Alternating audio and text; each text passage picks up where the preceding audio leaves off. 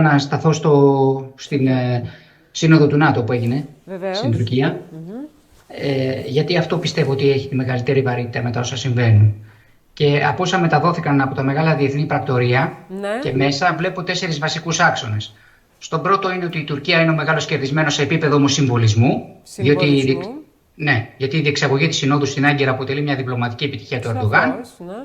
Ακριβώς. Ο Ντόναλντ Τραμπ είχε μια ιδιαίτερη θερμή συνάντηση μαζί του, παρά τα χαμόγελα τα οποία ήταν απλά για τις φωτογραφίες. Ναι. Ανακοίνωσε τη θέλησή του για την άρση ορισμένων κυρώσεων και άφησε ανοιχτό το ενδεχόμενο της επανεκκίνησης για τη συζήτηση των F-35. Ναι. Το δεύτερο είναι ότι ο Τραμπ πιέζει ξανά την Ευρώπη για να πληρώσει περισσότερα για την αμυνά της, γιατί οι περισσότερες ευρωπαϊκές χώρες αυξάνουν ήδη σημαντικά τις αμυντικές δαπάνες, αλλά η Ουάσιγκτον θεωρεί εξακολουθητικά ότι αρκετοί σύμμαχοι δεν κινούνται αρκετά γρήγορα προς αυτή την κατεύθυνση. Το τρίτο είναι ότι η Ουκρανία παραμένει στην ατζέντα, αλλά δεν αποτελεί πλέον το μοναδικό θέμα, διότι βρίσκεται επίσης στην ατζέντα η Μέση Ανατολή, οι συνέπειες της κρίσης με το Ιράν, η αναδιοργάνωση της ευρωπαϊκής αμυντικής βιομηχανίας, που για μένα είναι το κυριότερο από τη συνάντηση αυτή, η σταδιακή ανακατανομή του αμερικανικού στρατιωτικού αποτυπώματος στην Ευρώπη και τελευταίο η Συρία, φυσικά, που επιστρέφει στο προσκήνιο μετά την επίσκεψη του Εμμανουέλ Μακρόν, ο οποίος δέχτηκε και την επίθεση στο ξενοδοχείο που διέμενε, και είναι μεγάλο θέμα αυτό, πριν από τη Σύνοδο. Ναι. Και τα διεθνή πρακτορεία το συνδέουν αυτό με την προσπάθεια επανένταξης της νέας Συριακής ηγεσίας, την άρση μέρους των δυτικών κυρώσεων και φυσικά το ρόλο της Τουρκίας στη μεταπολεμική Συρία. Κάτι το οποίο είναι αρκετά σοβαρό. Αυτό όμως προσωπικά που μου έκανε μεγάλη εντύπωση, μάλλον τη μεγαλύτερη εντύπωση, δεν είναι οι δηλώσεις. Είναι ότι βλέπω να επικυρώνεται και όχι να διαμορφώνεται, όπως πιστεύουν πολλοί, η νέα αρχιτεκτονική του ΝΑΤΟ. Δεν ήταν διαμόρφωση, ήταν επικύρωση. Θα το εξηγήσω λίγο πιο κάτω. Τι εννοείς, ναι. Πολλοί είπαν ότι έχουμε μια καινούργια χάραξη στρατηγικής του ΝΑΤΟ. Ναι. Δεν είναι η διαμόρφωση, η χάραξη, δεν διαμορφώθηκε μέσω της Συνόδου, επικυρώθηκε. Θα σου το πω σε λίγο.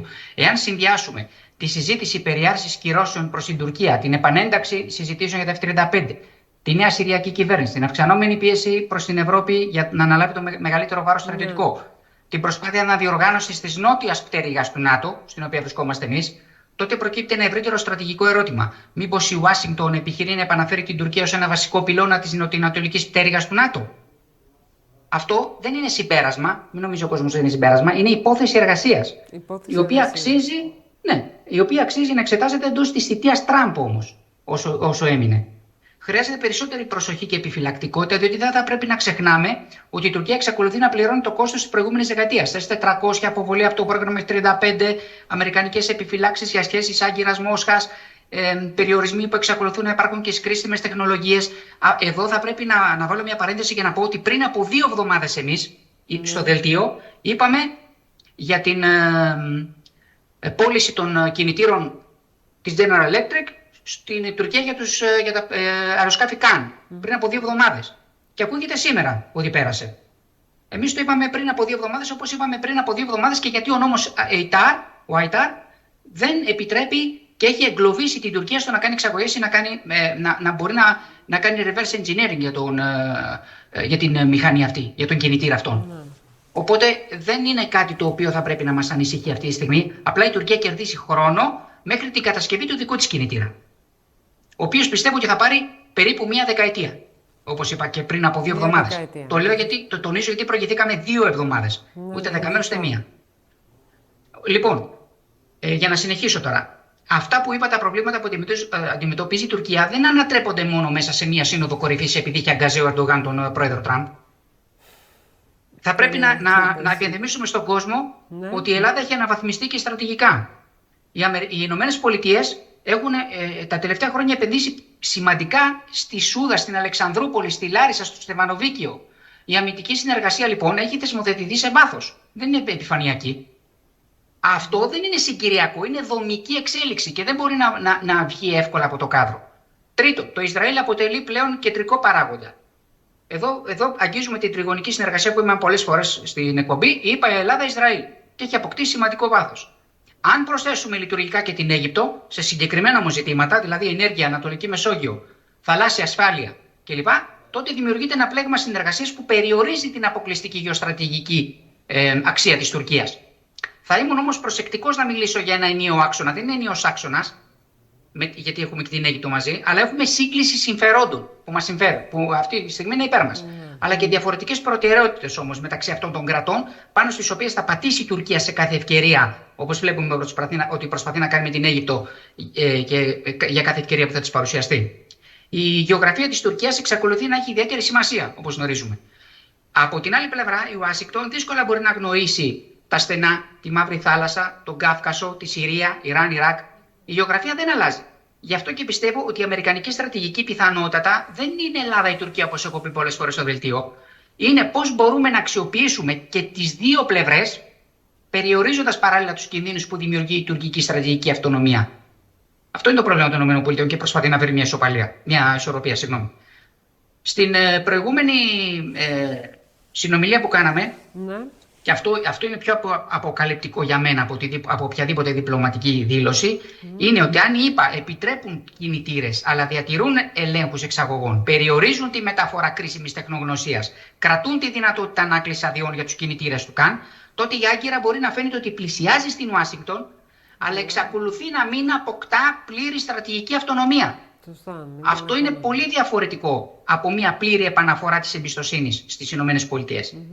Το θάρρο της κυρώσης του Προέδρου Τραμπ δεν σημαίνει αυτομάτως ότι μπορεί να επαναφέρει την Τουρκία στο F-35 στο πρόγραμμα ή να ακυρώσει κάθε νομικό εμπόδιο μόνος του.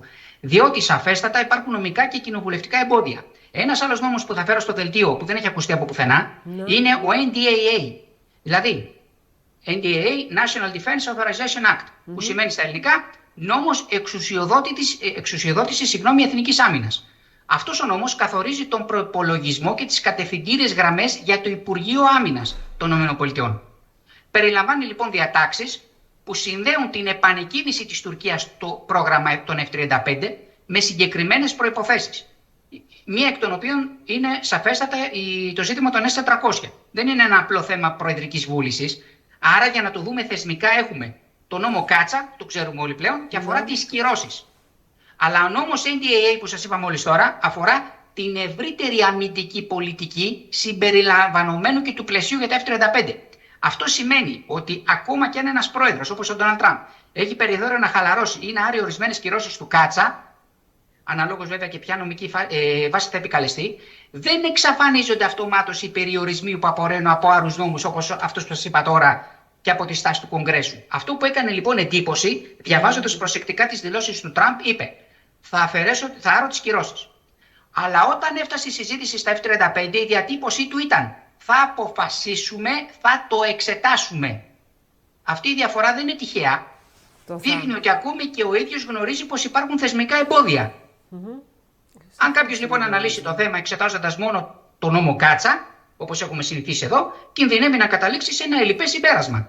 Διότι το θεσμικό πλαίσιο είναι ευρύτερο από μία μόνο νομοθεσία. Αντίθετα, μεγάλο μέρος των συζητήσεων περιστράφηκαν γύρω από την αμυντική βιομηχανία, όπως είπα προηγουμένως, εξοπλιστικές συμφωνίες όπως έγιναν αρκετές και μεταξύ αυτών ΗΠΑ, Τουρκίας, παραγωγή πυρομαχικών, αύξηση ευρωπαϊκών αμυντικών δαπανών και κατανομή του βάρους με συνεμαχία. Αυτό δείχνει μια μετατόπιση από την υποστήριξη της Ουκρανίας προς τη μακροχρόνια στρατιωτική προετοιμασία της Δύσης. Το παρασκήνιο που βλέπω εγώ, που δεν μπορώ φυσικά να το αποδώσω σε βεβαιότητα, αλλά το βλέπω σε τρεις τάσεις. Η πρώτη τάση είναι ότι οι Ευρωπαίοι θα αγοράσουν χρόνο ακολουθώντας την τακτική Τραμπ, θα πληρώσουμε περισσότερα για την άμυνά μας, για να μην αποδυναμώσεις όμως το ΝΑΤΟ. Η δεύτερη τάση, να πιέζουν την Ευρώπη, οι ΗΠΑ να αναλάβουν μεγαλύτερο μέρος της συμβατικής αποτροπής. Και η τρίτη τάση, την αμυντική βιομηχανία που αναδεικνύεται στον πραγματικό πρωταγωνιστή. Γιατί δεν πέρασε παρατήρητο ότι παράλληλα με τη Σύνοδο ανακοινώθηκαν ή προαναγγέλθηκαν συμφωνίες δεκάδων δισεκατομμυρίων. Έτσι. Και δόθηκε μεγάλη έμφαση στο Defense Industry Forum, όπως το γνωρίζουμε όλοι. Θεωρώ λοιπόν πως το ΝΑΤΟ προετοιμάζεται για έναν πολυμετωπικό στρατηγικό ανταγωνισμό διάρκειας δεκαετιών μέσα από αυτό που συνέβη. Από το Defense Industrial Forum. Η σύνοδος του ΝΑΤΟ, λοιπόν, δεν ήταν η αφετηρία μια νέα στρατηγικής, αλλά ήταν η πολιτική επικύρωση, που σου είπα προηγουμένως, μια στρατηγικής που είχε ήδη προαποφασιστεί. Πότε συνέβη αυτό, πότε έγινε αυτό? Όταν ο Πιτ Χέγκσεθ το Σεπτέμβριο του 1925 είχε συγκαλέσει στο Κουάντικο της Βιρτζίνια όλους τους ανώτατους και ανώτερους αξιωματικούς. Το θυμάσαι? Το 25. Ναι, δεν είχε ξανασυμβεί ποτέ στο παρελθόν κάτι τέτοιο. Αυτή λοιπόν ήταν η στιγμή που στο Κουάντικο το Σεπτέμβριο του 25 μέσω του Πιτ Χέγκσετ με την ανώτατη στρατιωτική ηγεσία των ΗΠΑ έγινε η αλλαγή. Όχι εχθές και προχθές. Αν δεχθούμε λοιπόν ότι εκεί τέθηκαν οι βασικές κατευθύνσεις, τότε η αλληλουχία που έχουμε τώρα εδώ γίνεται πιο συνεκτική. Πρώτον, καθορισμός νέας αμερικανικής στρατηγικής. Ποια είναι αυτή? Η μετακίνηση στο Ινδοειρηνικό. 2. Μεταφορά μεγαλύτερου βάρους στους Ευρωπαίους συμμάχους. Για ποιο λόγο? Γιατί πίσω οι Αμερικάνοι πρέπει να αφήσουν συμμαχία. Δεν μπορούν να μεταφούν στον Ινδοειρηνικό και στην Ευρώπη, στη Μέση Ανατολή να είναι μπάτες σκύλελες, να το πω λαϊκά. 3.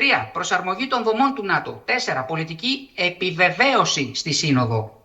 Άρα ήταν επικύρωση. Μάλιστα. Η Σύνοδος δεν παρήγαγε τη στρατηγική, την νομιμοποίησε πολιτικά. Η μετατόπιση ευθυνών από τις ΗΠΑ στην Ευρωπαϊκή Ένωση αποκάλυψε ενδοσυμμαχικές ανισορροπίες, τις οποίες θα βρούμε μπροστά μας στο μέλλον. Δεν ξέρω αν θέλεις να τις συζητήσουμε τώρα, αν έχουμε χρόνο, δεν ξέρω. Δυστυχώς δεν έχουμε χρόνο. Μένουμε στο γεγονός ότι στη Σύνοδο είχαμε το επισφράγισμα, δεν διαμορφώθηκε αλλά επιβεβαιώθηκε. Ουσιαστικά ξεκινάει η υλοποίησή τους, το εξής, και ένα κομμάτι θα εξετυλίγεται στο μέλλον. Και δεν πρέπει να ξεχνάμε τους νόμους που δεν τους γνωρίζουμε εδώ, των ΗΠΑ για κάθε Υπουργείο, οι οποίοι νόμοι είναι αυτοί που επενδύουν γύρω από τις ΗΠΑ για να μην μπορεί κάθε πρόεδρος ή κάθε στέλεχος να κάνει ό,τι θέλει. Γι' αυτό και είπα, οι νόμοι αυτοί έχουν μια επένδυση ασφάλειας προς την Ελλάδα μετά όσα θα συμβούν μεταξύ ΗΠΑ και Τουρκίας. Όχι, θα έχει συνέχεια, δεν πρόκειται να γίνει κάποια διακοπή, αλλαγή λες. Όχι, ό,τι συμφωνία και να υπογράψουν οι ΗΠΑ με την Τουρκία θα έχει αντίβαρο, θα έχει και δεύτερη όψη. Ναι.